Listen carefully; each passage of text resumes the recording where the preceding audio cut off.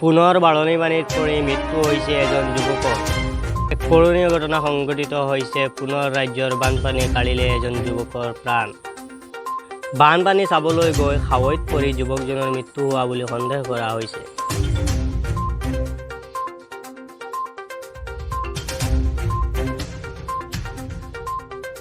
মৃত যুৱকজন জ্যোতিপ্ৰসাদ কলিতা বুলি জানিব পৰা গৈছে।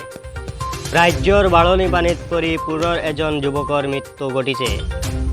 সংজ্ঞানিত ঘটনাটো সংঘটিত হৈছে। স্থানীয় ৰাইজৰ সহযোগত উদ্ধাৰ জ্যোতি কলিতাৰ মৃতদেহ। স্থানীয় ৰাইজৰ প্ৰচেষ্টাত ইতিমধ্যে মৃতদেহটো উদ্ধাৰ হোৱা বুলি জানিব পৰা গৈছে। আৰু কয়াৰ ৰাজ্য চক্ৰ অন্তৰ্গত লাচি বিষ্ণুপুৰত সংঘটিত হৈছে এই কৰুণ ঘটনা। আৰু এই ঘটনাক লৈ অঞ্চল জুৰি শোকৰ ছাঁ পৰিছে। এতিয়া কৰুণ ঘটনা সংঘটিত হৈছে বাঢ়নি পানী চাবলৈ গৈ এজন যুৱকৰ মৃত্যু। সাহসিক কৰাৰ পিছত যুৱকজনৰ মৃত্যু হৈছে বুলি সন্দেহ কৰা হৈছে। আৰু কয়াৰ ৰাজ্য চক্ৰ অন্তৰ্গত লাচি বিষ্ণুপুৰত সংঘটিত হৈছে এই কৰুণ ঘটনা। বানপানী চাবলৈ গৈ খাৱৈত পৰি যুৱকৰ মৃত্যু হোৱা সন্দেহ। এক কৰুণীয় ঘটনা সংঘটিত হৈছে পুনৰ ৰাজ্যৰ বানপানীয়ে কাঢ়িলে এজন যুৱকৰ প্ৰাণ। বানপানী চাবলৈ গৈ খাৱৈত পৰি যুৱকজনৰ মৃত্যু হোৱা বুলি সন্দেহ কৰা হৈছে। মৃত যুৱকজন জ্যোতিপ্ৰসাদ কলিতা বুলি জানিব পৰা গৈছে। ৰাজ্যৰ বাঢ়নি পানীত পৰি পুনৰ এজন যুৱকৰ মৃত্যু ঘটিছে। সংজ্ঞানিত ঘটনাটো সংঘটিত হৈছে।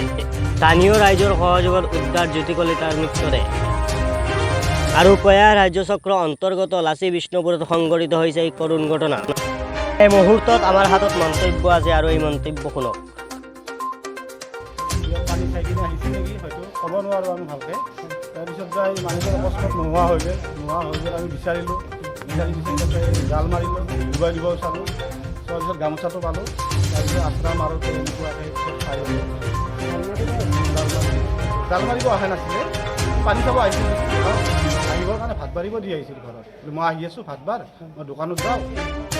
দুজনমান ইয়াত কৈছিলোঁ আমিও যাওঁ লগত কৈছে না মই দোকানত যাওঁ দেই, তো আহিছে যিটো জেগাত কৈছে সেইটোতো বানপানী হৈছে, তাত পুখুৰীও আছে, পানী ভয়ংকৰ পানী আছে তাত এতিয়াও। কিমান বয়স হ'ব? বয়সটো 38 মান হ'ব। নামটো কি তেখেতৰ? জ্যোতিপ্ৰসাদ কলিতা। ঘৰ লাচি বিষ্ণুপুৰ।